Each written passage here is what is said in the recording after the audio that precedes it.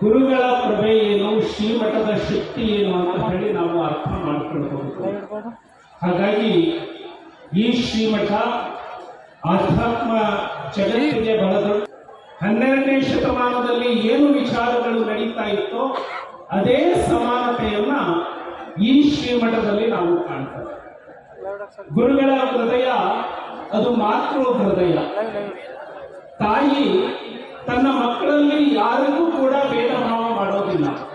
ಹಾಗೆ ಗುರುಗಳು ತನ್ನ ಬಳಿಗೆ ಬರುವಂತಹ ಯಾವುದೇ ಭಕ್ತರನ್ನ ಯಾವತ್ತಿಗೂ ಕೂಡ ಅವರನ್ನ ಹರಿಸುವಂತಹ, ಕೃಪೆ ತೋರುವಂತಹ ಕೆಲಸವನ್ನ ನಿರಂತರವಾಗಿ ಮಾಡ್ತಾ ಬಂದಿದ್ದಾರೆ. ಶ್ರೀಮಠ ಶಿಕ್ಷಣ ಕ್ಷೇತ್ರದಲ್ಲಿ ಬಹಳ ಸೇವೆಯನ್ನ ಮಾಡ್ತಾ ಇದೆ. ಕೋವಿಡ್ ಬಂದು ಇಲ್ಲ, ಮಠದ ಸೇವೆ ಯಾವತ್ತೂ ಮುಚ್ಚಲಿಲ್ಲ. ನಾವೆಲ್ಲರೂ ಕೂಡ ಗುರುವಿನ ಬಳಿಗೆ ಯಾಕೆ ಬರ್ತೀವಿ? ಮೋಕ್ಷವನ್ನ ಪಡೆದುಕೊಳ್ಳಬೇಕು ಅಂತ ಹೇಳ್ತಾರೆ. ಗುರುವಿನ ಬಳಿಗೆ ಬರುವಾಗ ನಾವೊಂದು ಕೊಡುಗೆಯನ್ನ ಗುರುವಿಗೆ ತರಬೇಕಲ್ಲ, ಅದು ಭಕ್ತಿಯ ಕೊಡುಗೆ ಆಗಬೇಕು.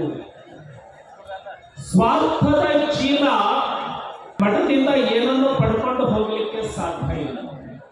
ನಿಸ್ವಾರ್ಥದಿಂದ ಭಕ್ತಿಯಿಂದ ಯಾರೆಲ್ಲ ಶ್ರೀಮಠಕ್ಕೆ ಬರ್ತಾರೆ, ಭಕ್ತಿಯಿಂದ ನಿಸ್ವಾರ್ಥದಿಂದ ಬಂದು ಯಾರು ಗುರುಗಳಿಗೆ ತಮ್ಮನ್ನ ತಾವು ಶರಣಾಗತಿ ಮಾಡಿಕೊಳ್ತಾರೆ, ಅವರೆಲ್ಲರ ಬದುಕು ಬೆಳಕಾಗಿದೆ.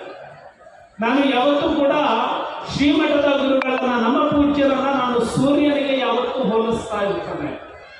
ಸೂರ್ಯ ತನ್ನ ಬೆಳಕನ್ನ ಇವರಿಗೆ ಮಾತ್ರ ಕೊಡಬೇಕು, ಇವರಿಗೆ ಮಾತ್ರ ಕೊಡಬಾರದು ಅಂತ ಹೇಳೋದಿಲ್ಲ. ಸೂರ್ಯ ಎಲ್ಲರಿಗೂ ಬೆಳಕನ್ನ ಕೊಡ್ತಾನೆ.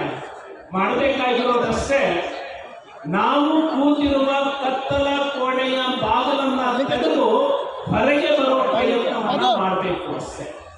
ಯಾರೆಲ್ಲ ಕತ್ತಲ ಕೋಣೆಯ ಬಾಗಿಲನ್ನ ತೆಗೆದು ಹೊರಗೆ ಬರ್ತಾರೆ, ಸೂರ್ಯನ ಬೆಳಕು ಅವರೆಲ್ಲರ ಮೇಲೆ ಬರ್ತದೆ.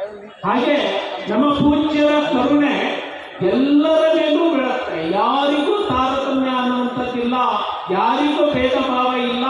ಗುರುವಿನ ಹತ್ರ ಬರುವಾಗ ನಾನು ಅನ್ನುವಂಥ ಬೆಳಕಿನಿಂದ ಪಾವನರಾಗ್ತಾರೆ. ಬಂಧುಗಳೇ, ಶ್ರೀಮಠ ಇದು ನಮ್ಮ ಮಠ. ಶ್ರೀಮಠ ಇದು ಭಕ್ತರ ಮಠ. ಇಲ್ಲಿ ಬರುವಂತಹ ಭಕ್ತರು ಎಂತಹ ಭಾವನೆಯನ್ನ ಇಟ್ಕೊಳ್ತಾರೆ ಅಂದ್ರೆ, ಅಷ್ಟು ದೂರದಲ್ಲಿ ಚಪ್ಪಲಿ ಬಿಟ್ಟು ನೆಲ ಸುಡ್ತಾ ಇದ್ರು ಕೂಡ ಬರಿಗಾಲಿನಿಂದ ಬರ್ತಾರೆ. ನಿನ್ನೆ ದಿನ ಸಾವಿರಾರು ಜನ ಪಾದಯಾತ್ರೆಯನ್ನ ಮಾಡ್ಕೊಂಡು ಬಂದ್ರು. ಅವರ ಕಾಲಿಗೆ ಸುಡುವ ರಸ್ತೆ ಬಿಸಿ ತಾಗಲೇ ಇಲ್ಲ. ಯಾಕೆ ಅಂದ್ರೆ ಅವರ ನೆತ್ತಿಗೆ ಭಕ್ತಿ ಅನ್ನೋದು ಏರಿತ್ತಲ್ಲ, ಅವಾಗ ಅವರ ಕಾಲಿಗೆ ಸುಡುವಂತಹ ಪ್ರಶ್ನೆಯೇ ಇಲ್ಲ. ಶ್ರೀಮಠ ಇಲ್ಲಿ ಬರುವಾಗ ಪ್ರತಿಯೊಬ್ಬರಿಗೂ ಒಂದು ಭಾವನೆ ಇರುತ್ತೆ, ನಾನು ಏನಾದರೂ ಸೇವೆ ಮಾಡಿಕೊಡ್ಬೇಕು. ಶ್ರೀಮಠಕ್ಕೆ ಬಂದಾಗ ಗತಿಗೆಯನ್ನ ಹೇಗೆ ಭಕ್ತ ಹುಡುಕ್ತಾನೋ ಹಾಗೆ ಒಂದು ಕಸಬರಿಗೆನೂ ಅಷ್ಟೇ ಶ್ರದ್ಧೆಯಿಂದ ಹುಡುಕ್ತಾನೆ.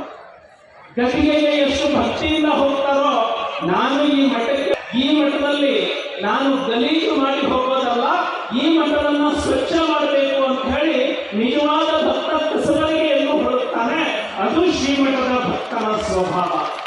ಈ ಮಠ ಜಗತ್ತಿನ ಎಲ್ಲರಿಗೂ ಕೂಡ ಆಶ್ರಯವನ್ನ ನೀಡುವಂತಹ ಮಠ, ಹಸಿದವರಿಗೆ ಅನ್ನವನ್ನ ನೀಡುವಂತಹ ಮಠ, ಜ್ಞಾನದ ದಾಹ ಇರುವಂತವರಿಗೆ ಜ್ಞಾನವನ್ನ ಕರುಣಿಸುವಂತಹ ಮಠ.